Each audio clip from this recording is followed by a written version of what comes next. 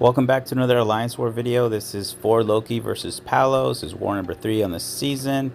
And Palo has been docked a few times. I'm not sure for what, but you never know if they're going to put up a really low score or a high score, so we just got to try to do our best. They banned Ghost, Doom, Warlock, and Hercules and Torch are banned globally. So let's get into the first fight. I am on boss duty today. I have a Korg boss, but this is Void on Masochism. I am using one of these fights to ramp up my Professor X. I have Omega Sentinel and a White Magneto on the team, so I am able to parry without triggering Maso here, and that's with the White Magneto pre-fight.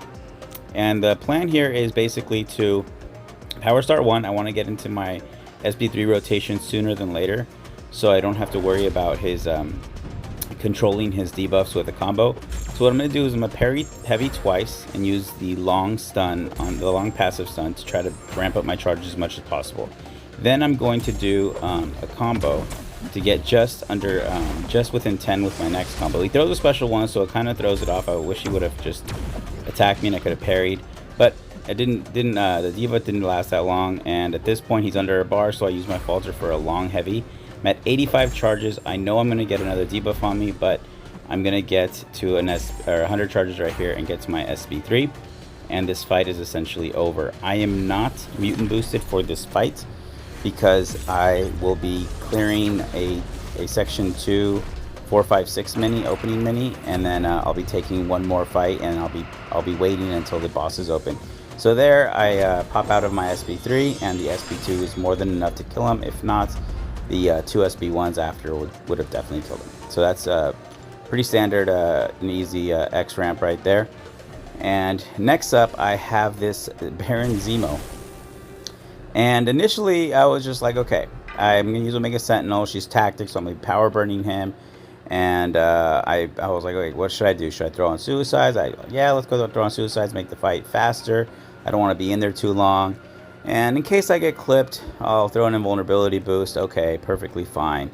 And I am, boosted. I don't have tech boosts on or anything, but I'm gonna go into this fight, and I really just didn't think of his ability to gain furies with my immunities, because I can still bleed, but I am immune to nullify, and I did not take that into consideration before this.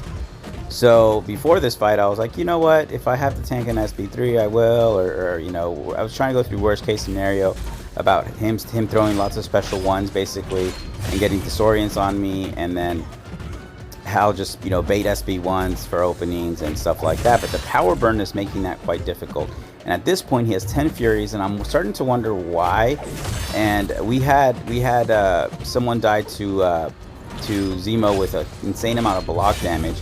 And so I'm getting really worried at this point. Like, he's at 20 furies right now, and he's under 50%. And I'm like, if I take a blocked hit at this point, I'm gonna die. So when I quest, I typically just mess around and I try to bait heavies by not taking blocked hits.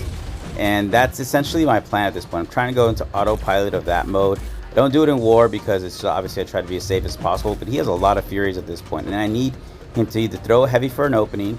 Right there, he almost clipped me. I swear it was going to clip me. Same as there. I needed him to throw a heavy or push into an SB1 by hitting his block. And I need one of those to happen so I can just do a little bit more damage and throw my special. And he throws a heavy. Perfect. So at this point, I do a full combo. Then he throws a special. I have another opening. And this is exactly what I needed. And then I throw this SB3. And at this point, I'm just saying to myself, please kill him. Please kill him. Please kill him. Please kill him, because I don't want to be in this fight any longer. And he's dead. So it looks great with I didn't lose that much health, but I was definitely shaking at the end of that fight. I actually didn't even notice how many furies at the moment he had. I thought he had 26 when I last saw. He ended up with 30. And I had one more fight to take, a kitty on path 5. And Lags is over here saying nice. It was not nice. That was the opposite of nice. It took about 4 or 5 minutes just to kind of like calm down. I was just gonna wait to take this later. There's no rush to take it, but I got my jitters off, and it's just a kitty pride. I'm just, Omega Sentinel with the tactic is going to remove her prowess anyways, and I have a cowardice on her to remove it as well. So I just need to get some armor ups and get this going. So at this point, I thought to myself, I'm like, okay, I'm not going to go for an intercept. I don't want something crazy to happen. I'm just gonna, you know, bait SB1s or SB2s, whatever happens, and I'm just gonna get her down. There's more than enough damage from Mega Sentinel if I just throw some SB2s and kind of get her down that way. I'm gonna pause the plasma debuffs on her and just kind of, you know, keep it going. So it's just about 40 seconds into the fight. She's under 50%. And I'm parrying as much as I want because it's removing the I'm able to remove the prowess anyways. So I throw another SB2 and she's almost dead. So here you can see it's just no real need to go for the intercept. She has a small health pool and it's perfectly fine. So as we start moving, the boss starts to open up. I'm taking 55 Storm X before the boss, but I have this abs man first, so people were moving, so I decided to get things going to clear some of these fights up. And well, at this point I just placed the pre-fight, but now the fight is open. Yes. So with Absman on it says Mighty Charge and Ebb and Flow intercepts. So I'm big boosted. I'm big boosted for everything. I have a max recoil on, and I'm good to go. So I'm going to pop an advanced power start boost. So I have a power start 1 boost on, and I'm going to parry heavy and just build to 100 charges. And his health pool is only about 212. With the math that I've done, because I like to prep and go through what I need to gain a bar of power. Professor X with 100 charges will keep 2 bars. So you need to do a certain amount of damage to the opponent based off their total health to gain more power. And that's how power backs work. So at this point, I'm like, if I can get the intercept window off, great. But I'm not messing around with Absman. I just want to get this down and going. So if I'm at 100 charges and his protection's up, I'm throwing it because I can definitely do about at least 20% damage with a fully ramped Professor X with recoil on. But there you see he throws his special.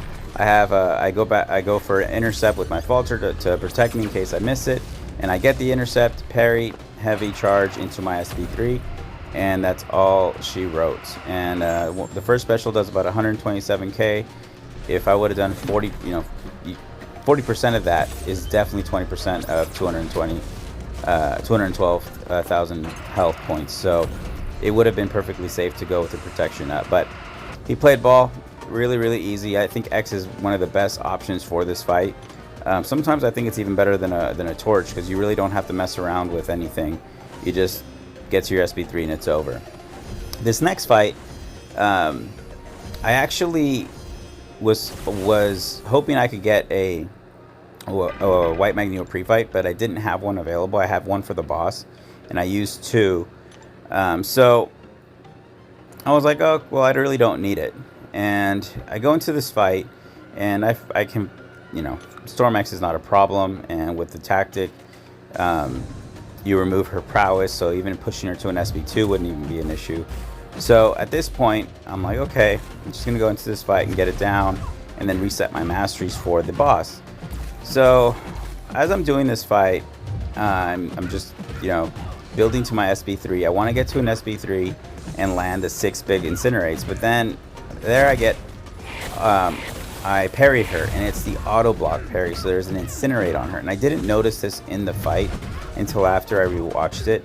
But at this point, I'm thinking, bait this SP1 and throw the SB3, and I can get my 6 incinerates. However, when you throw your SB3 while you have an incinerate, what it does, it explodes them for damage, and you can see there's going to be about just under 10k damage done, and I don't land my incinerates. I thought that the SB3 glanced, and it shouldn't glance off an SB3 when you throw the SB3 if you're not comboing into her. So I was like, okay, that's not what I wanted to happen. But I look at the clock and there's about a minute left and she's about 60%. So I'm like, you know what? I'm just gonna hit her. I'm just gonna keep hitting her, and she'll just go down. And at this point, I have her in the corner, and I'm noticing that I can just bait heavies and just keep her in the corner because I'm power burning her, and I really don't have to I really don't have to bait specials and lose damage or lose health with brute force. I throw that SB2 even though I have recoil on to get some plasmas on her and just pause them. And at this point, I wanna bait an SB1 because I don't want to push her to 2 bars and take that on the block. And I'm like, okay, bait a heavy and just go right back at it. And I'm just trying to get this down so I can get in the mindset for this boss. When we were planning, you know, we were gonna send a Kitty. Andrew was gonna, go in with Kitty. He was bringing Kitty anyways, and you know, I could take Korg with Professor X. And I actually practiced a Korg boss in the off season. It was an R4 SIG 200, and initially I was just gonna practice kind of halfway and see what I could do, but Andrew kept bullying me into using boosts and everything. So I max boosted, used the combat regen and dueled a bunch to see how it would work, and it took it just fine. So we ended up going with Professor X here. I have a horseman from Steve, which will come into play, and some Odin buffs, and I have the White Magneto pre-fight. So I removed precision points off of my mastery setup because I don't want to crit at all, and Korg already has a high crit resistance, so it'll help. I don't take any damage because all my attacks are energy, so I can just basically hit him. And what I want to do is line up my SB3 with 100 charges while his rock shields is down. So I'm just going to hit him and bait heavy and just hit him and just take the block damage. I'm using the combat regen to counter some of that block damage. I'm going to block this. I'm not taking any chances on Dexy and messing anything up, but he's under a bar and I have a falter, so I use a falter to get quite a bit of charge up on my mind control, and I'm at 60. My SIG will push me to 75, so by the time it resets, the cooldown comes back. I should be able to get another long charge and hopefully get to 100. And I used the power. No, I didn't use the power start one. Okay, I knew this was gonna be a little bit longer, but he throws this. I'm gonna push him to an SB2, and then I want him to throw this. And I'm at a perfect setup right now. I'm at 75. He throws this SB2, and I'm gonna heavy charge. So I want to make sure just get far enough away from him. And this is where I make a brain dead move, because I go to an SB3, I'm at 100 charges, and you see me hold heavy, and then I realize his rock stats aren't down. So I actually just take a hit while I'm holding heavy, and the unstoppable from the horseman protects me, and doesn't, you know, it doesn't do too much damage. So I caught it mid charge, and I was like, I'm just going to eat a hit, and then I'll be able to back out. So the horseman definitely did help there. Probably still would have been okay, but it definitely helped. So at the end of that, I was actually taking blocked hits to get under 50%, because this was a rank 2 7-star Korg, and I didn't realize that when we first started playing until about 5 minutes before I had to take the boss. And I wanted to get under 50% health because I had points in courage, and I wanted to do as much damage as possible. But adrenaline basically healed me back up over 50%, so I only got one SB3 with that damage. So I heavy charged in between the second special 3 to get another prowess, and it's more than enough. You see that I'm still spamming special 3s. I just want to kind of nuke them down to make sure it didn't drag on too much. But ultimately a very, very safe fight. Never really in danger of anything. The biggest blunder I think I had was the trying to heavy charge into my special 3 while his rock shields are up. That would have totally messed everything up. But it went down, so smooth sailing. We did really well this war as a BG. We got a donut. So we had a rough start to the season, but this war we bounced back. I think I saw 241k special 3 on that. That's my biggest special 3 that I've launched with Professor X. And then Andrew throwing some puns, so he must want the puns to come back. I haven't really, you know, posted any, but if he wants them, they'll be back next war. They'll definitely be back next war. So let's take a look at the stats now, and you see we won 2-8. So it was a close war up until early this morning, and then they just died off a few times at the end. So shout out to the MVPs, Karate Mike, Andrew, and Yusafa. Yeah, those are the MVPs right there. They had really good wars. So that's it for now. Now we get a short little break. We'll see where we land in the standings, but ultimately our goal is Masters, and I will see you guys in the next one.